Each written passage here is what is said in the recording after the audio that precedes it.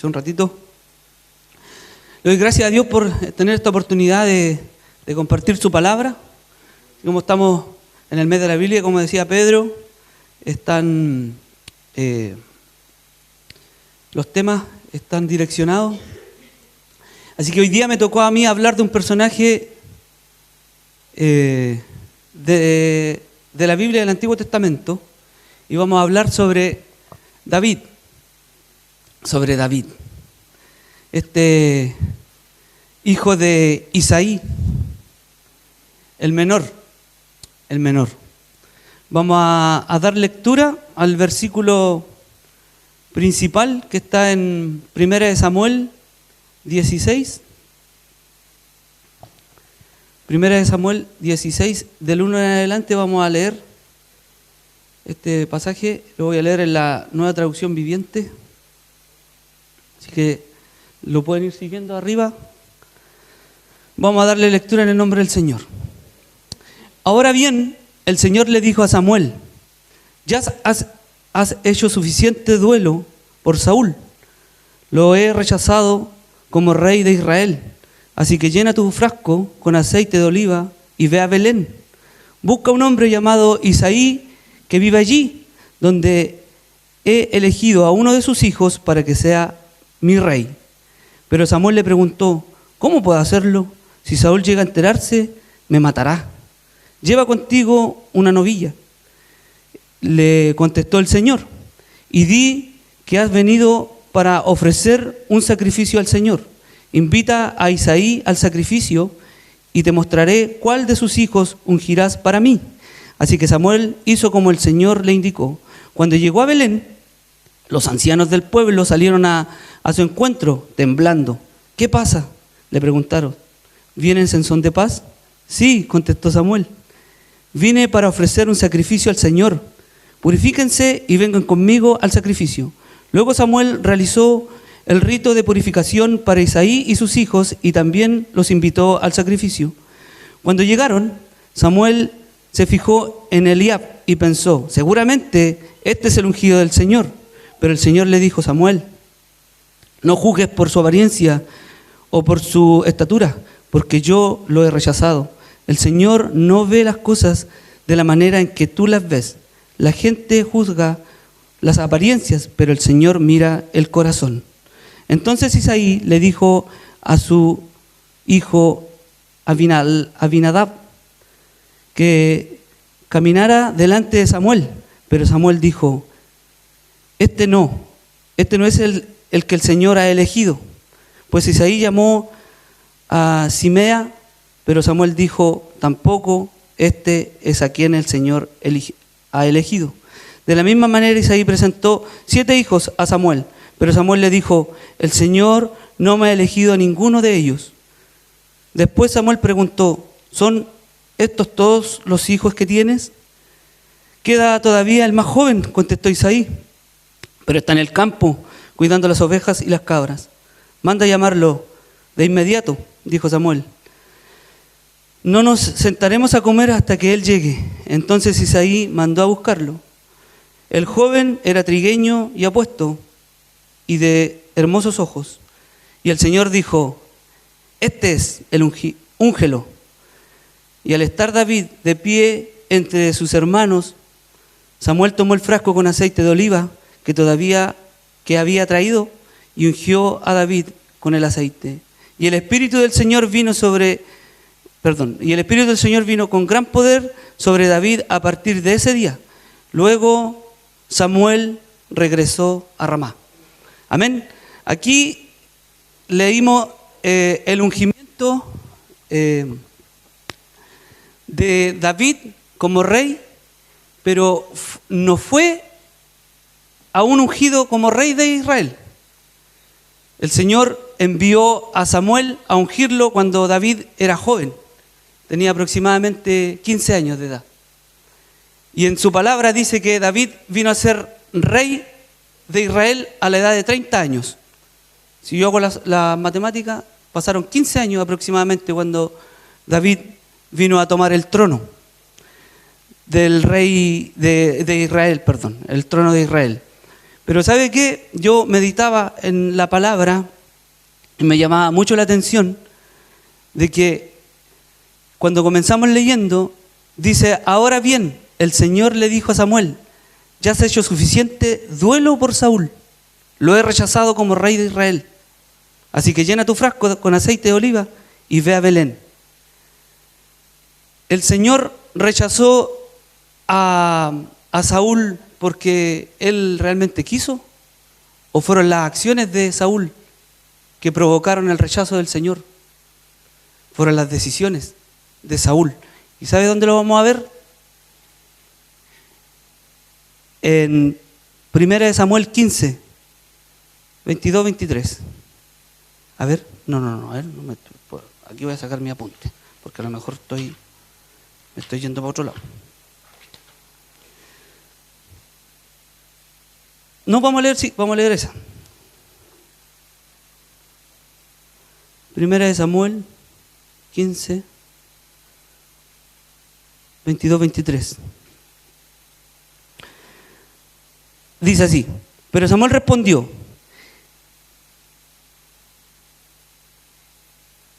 ¿qué es lo que más alegra al Señor? ¿Tus ofrendas quemadas y sacrificios o que obedezcas a su voz?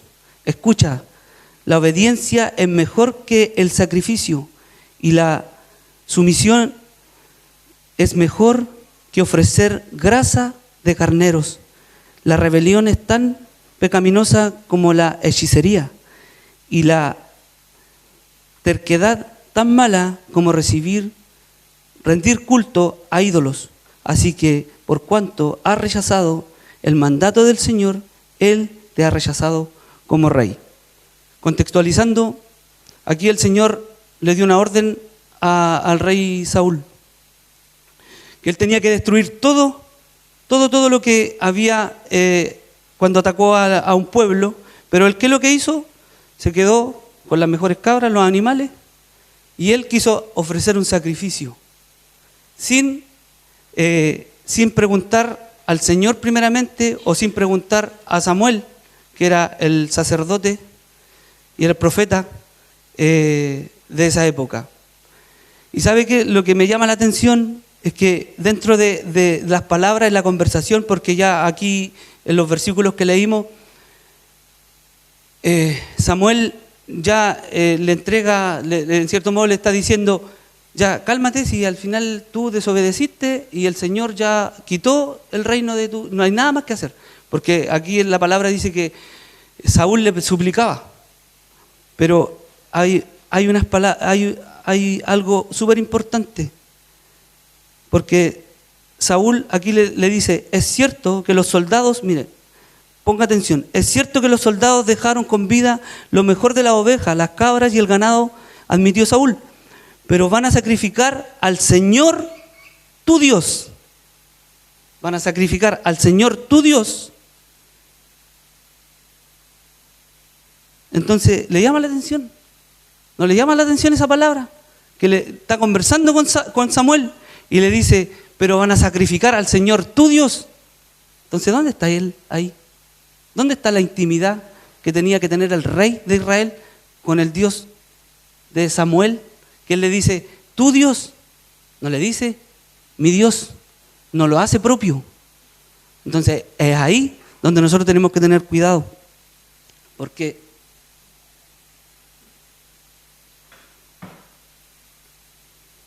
por mucho que nosotros nos sintamos firmes y confiados, muchas veces podemos estar lejos del Señor. Pero por nuestra voluntad, por nuestras decisiones, porque Él le dice, pero si van a ir a sacrificar, dejaron lo mejor para levantar un sacrificio, pero si nadie te pidió sacrificio. Es mejor la obediencia que el sacrificio. Es mejor obedecerle al Señor, ser sumiso delante de Él, que ofrecerle sacrificio. El Señor no quiere sacrificio. El sacrificio mayor ya fue pagado, que fue Jesucristo. Y con eso el Señor, ahora como decía Pedro, estamos en la gracia. Entonces, es lamentable, da mucha pena, porque Saúl estaba desviado. Saúl se desvió. Y fue porque también el pueblo quiso rey. El Señor no quería rey para el pueblo. Y el pueblo quiso rey. Y el Señor le dijo, ya dale rey. Y ellos eligieron a Saúl. Pero Saúl se desvió. Y por eso vamos a volver al texto para contextualizar. ¿Por qué Samuel fue a ungir a David? Después de eso, después del ungimiento de David, viene una serie de situaciones donde David pelea con Goliat, pero no fue como lo muestran de repente en los dibujos animados, donde hemos visto con los niños, donde David llega y se presenta delante del rey, y el rey le dice, ya toma, ahí está mi armadura, y todo eso ocurrió. David no la usó porque no estaba acostumbrado a usar armadura. Ellos tenían una relación, ya se conocían. David tocaba el arpa para el rey, para cuando un espíritu atormentador de parte del Señor venía y lo atormentaba, valga la redundancia. Pero David tocaba, como David en su palabra decía que el Espíritu Santo vino y se posó sobre él a través del ungimiento. David tenía algo especial. Entonces, después viene una serie de sucesos donde David derrota a Goliat y David pasa a ser parte importante del ejército y muy cercano al rey Saúl. Muy cercano al rey Saúl. Pero Saúl, aún en su terquedad y enceguecido porque ya el trono no iba a ser de él, empezó a tener conductas que no correspondían hacia David. Intentó matarlo más de una vez, intentó perseguirlo. David tuvo que escapar y David seguía siendo fiel a él, seguía siendo fiel al rey, seguía siendo fiel al ungido de Dios, porque si bien la gente quiso rey, el Señor estuvo con Saúl, siempre estuvo con Saúl. Lo que pasa es que Saúl no estuvo en una sintonía con el Señor. Saúl nunca quiso tener una relación más íntima con el Señor, así como David. Y sabe que a mí, cuando quise colocarle el título a este tema, no me dejaba de llamar la atención el corazón de David. Por eso yo le coloqué al tema David, un corazón dispuesto, porque él estuvo dispuesto a servir al Señor. Cuando él se enfrenta a Goliat, le dice, pero ¿y quién es este que viene a insultar al pueblo del rey de los ejércitos celestiales? A Jehová. Él sabía y estaba claro a qué le estaba sirviendo. Él sabía que el respaldo que él tenía era del más grande, del Rey de Reyes y el Señor de Señores. Él sabía que donde él fuera, el Señor estaba con él. Cuando se dice en la palabra que David fue un hombre conforme al corazón de Dios, muchas veces, o yo en un principio yo creía que David, fue un hombre que no pecó. No, David pecó. Fue un hombre adúltero, fue un hombre que cometió asesinato. Pero ¿sabe qué? El corazón de David, si usted va a la palabra y escudriña y lee cuando Natán va y le reprocha lo que él había hecho, David se humilló, ya aceptó lo que el Señor tenía para él. No así como lo hizo Saúl, porque Saúl, cuando supo que ya no tenía más reino, él quería destruir al futuro rey, él quería matar, y el corazón de Saúl estaba totalmente desviado. Pero David, él, a pesar de los errores que cometió, de los errores que él pudo tener en su vida, él siempre se humilló y reconoció. Y una cualidad que tenía David, que a nosotros a lo mejor nos falta: David, cuando él pecaba, él no volvía a cometer el mismo error. Él no volvió a matar nuevamente así de deliberadamente. Él no volvió a a adulterar. Entonces, él se equivocaba, sí. Pero cuando se dice que era un hombre conforme al corazón de Dios, era un hombre que Dios, que él eligió en su corazón, que Dios eligió en su corazón para poder tenerlo como rey, para él colocarlo como guía del pueblo, como guía. Vamos a leer Hechos 13:22.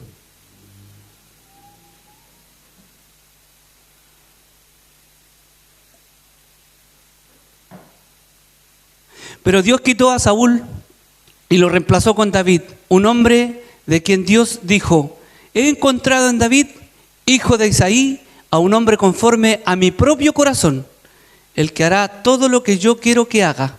¿Quién está hablando ahí? El Señor. Dios está hablando. Entonces ahí dice, un hombre conforme a mi propio corazón. O sea, ¿desde dónde venía David?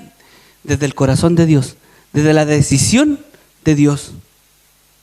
¿Era un hombre que se iba a equivocar? Sí. ¿Era un hombre que a lo mejor le costaba? Sí. Pero siempre estuvo dispuesto. Siempre estuvo con un corazón moldeable. Siempre él estuvo al servicio del Señor. Y puede ser medio chocante que uno de repente lo escuchen decir, Señor, haz tu voluntad o haz lo que quieras conmigo. Pero lo que usted tiene que tener presente y en su conciencia es que lo que el Señor tiene para nosotros siempre es bueno. Siempre es bueno, mejor que nuestros pensamientos, mejor que lo que creemos que nosotros es bueno para nosotros, el Señor tiene aún más. Si usted cree que tiene cosas, intenciones buenas en su corazón, y así lo creo, para sí mismo y para los que le rodean, créame que el Señor tiene las intenciones mucho mayores y mucho más perfectas que lo que nosotros creemos, que lo que nosotros pensamos. Y David lo tenía claro. ¿Y sabe qué? Es maravilloso el Señor, porque cuando Él se propone algo o elige a una persona, no se equivoca. Porque David podría haber dicho, oye, si yo estoy ungido desde los 15 años, ¿por qué tengo que andar arrancando de este? Lo voy a enfrentar y lo voy a matar nomás y voy a tomar el reino antes. Pero no, Él esperó. Él esperó. Él esperó y dijo, incluso en un momento, no, yo no voy a poner mi mano sobre el ungido del Señor. No lo voy a poner, porque tengo que esperar el tiempo. El tiempo. Y muchas veces a nosotros eso es lo que nos va desgastando y nos va haciendo, muchas veces nos va desmotivando. Esperar el tiempo, esperar el tiempo. El tiempo. Pero el Señor es perfecto. El Señor es el que nos anima. El Señor es el que animaba a David a seguir adelante, a esperar. A seguir porque David tenía un propósito mayor, que era gobernar la nación de Israel. Pero no podemos olvidarnos de que el Señor tenía muchas otras cosas con David. Incluso, hermanos, mire, vamos a leer y sigo resaltando la disposición y la obediencia de David.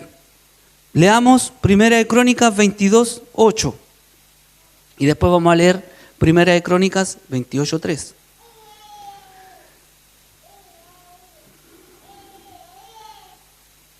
1 Crónicas 22:8. Pero el Señor me dijo, tú has matado a muchos hombres en las batallas que has peleado. Puesto que has derramado tanta sangre ante mis ojos, no serás tú el que edifique un templo para honrar mi nombre. 28:3.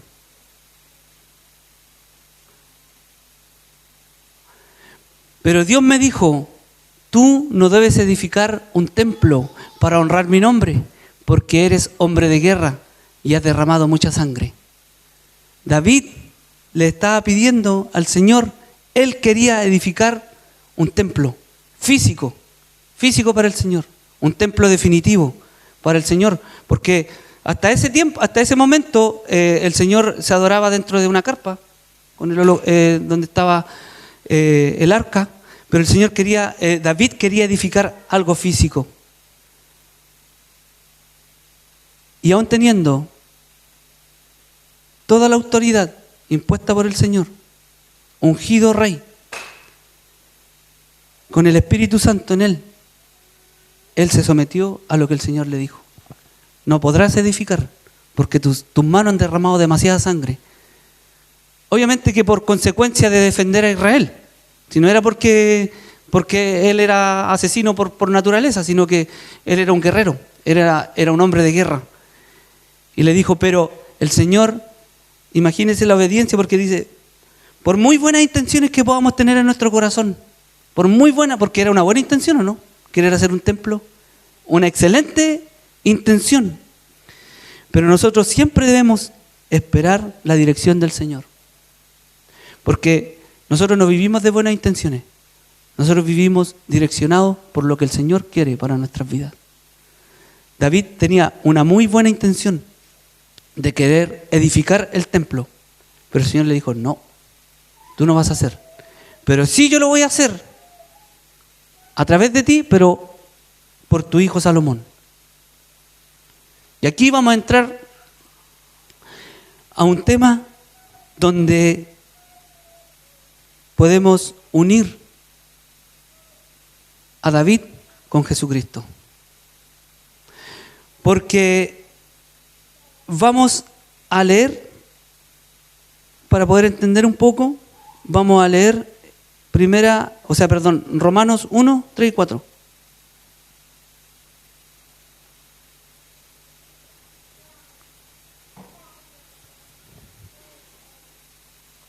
El apóstol Pablo. La buena noticia trata de su Hijo. En su vida eterna, él fue descendiente del rey David. En su vida terrenal, él fue descendiente del rey David. Y quedó demostrado que él era el Hijo de Dios cuando fue resucitado de los muertos mediante el poder del Espíritu Santo. Él es Cristo Jesús, nuestro Señor. Amén. En la genealogía, busqué, pero en la genealogía más exacta habla de que Jesucristo es descendiente del rey David, carnalmente, físicamente.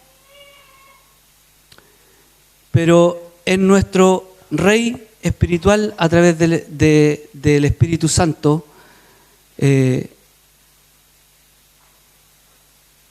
Y quedó claro cuando él resucitó de entre los muertos. El Señor le prometió a David que su reino iba a ser eterno, que su reino no iba a terminar. Todos los reinos terrenales terminan, en algún momento terminan. Todavía que en la tierra tenemos reinos, como el reino de Inglaterra, en Holanda también hay reyes, y los Países Bajos por lo general hay un par más de reinos. Pero esos reinos pueden pasar cientos o miles de años, pero en algún momento van a terminar. El reino que el Señor le prometió a David pasó y llegó hasta cuando sus hijos murieron. Ahí se terminó, pero continúa con Jesucristo. Y ahí Jesucristo lo transforma porque lo hace eterno. Hace eterno el reino del rey David. Pero no es que hay que resaltar al rey David, sino que resaltamos el reino eterno a través de Jesucristo, que es descendiente del rey David. Y Jesucristo lo hace eterno porque Él es Dios. Es Dios. Es Dios en todo. Él es nuestro Dios.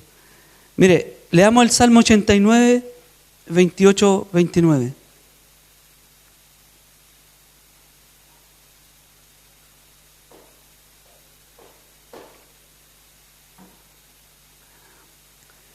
Lo haré y le daré mi bondad para siempre. Mi pacto con Él nunca tendrá fin. Me aseguraré de que tenga heredero.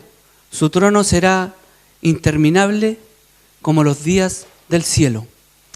Este fue un salmo que escribió y el salmista lo interpretó súper bien porque si bien habla sobre el reino terrenal, pero después cambia y dice que su trono será interminable como los días del cielo. Y ahí viene a entrar, ahí entra nuestro Señor Jesucristo. En la eternidad entra nuestro Señor Jesucristo como reino. David reconstruyó la Sión física, Sión, la ciudad de Sión física, pero Jesucristo vino a restaurar la Sión espiritual. Amén, ¿así lo cree?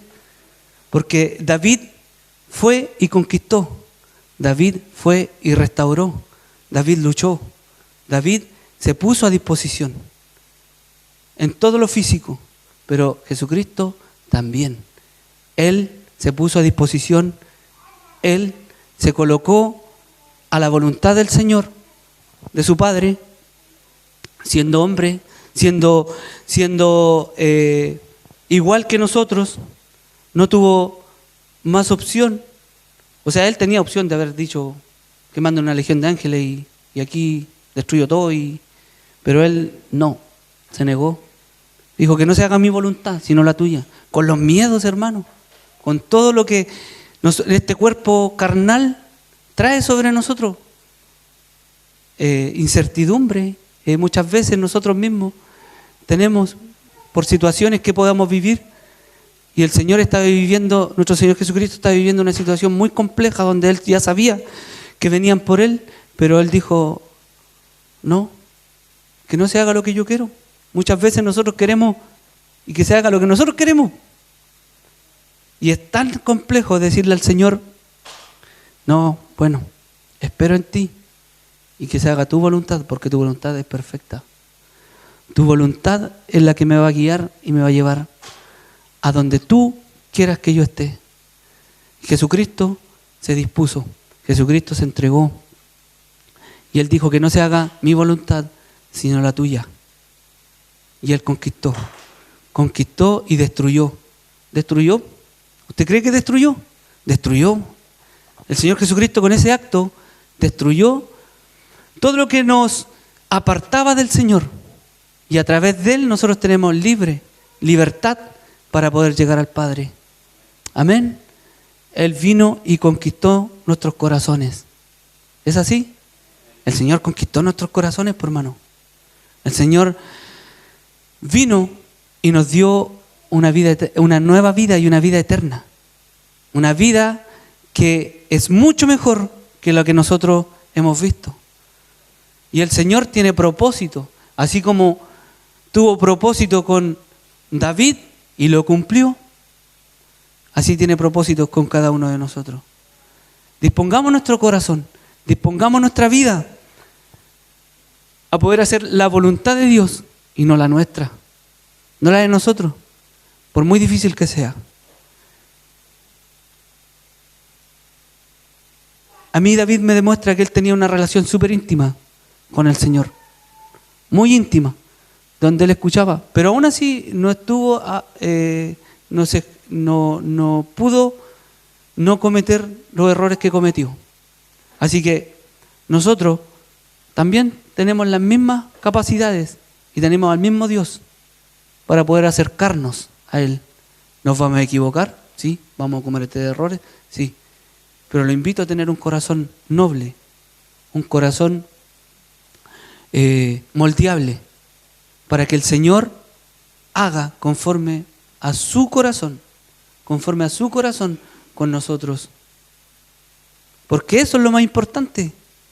Eso es lo que al final va a traspasar. Yo siempre me digo y le pido al Señor que mis hijos lo puedan ver a Él a través de mí. Yo cometo errores, sí, pero que ellos puedan ver a nuestro Señor Jesucristo a través de mí. Que ellos puedan ver, y siempre se le enseña. La Emma, que ya tiene un poco más de conciencia, bueno, el León también, pero la Emma es un poquito más grande. Ella no puede aceptar menos que lo que ella ve, cómo nosotros nos tratamos como matrimonio, cómo nosotros nos demostramos el amor y el cariño. Ella no puede aceptar menos que eso. Y así uno va afirmando la identidad de los hijos.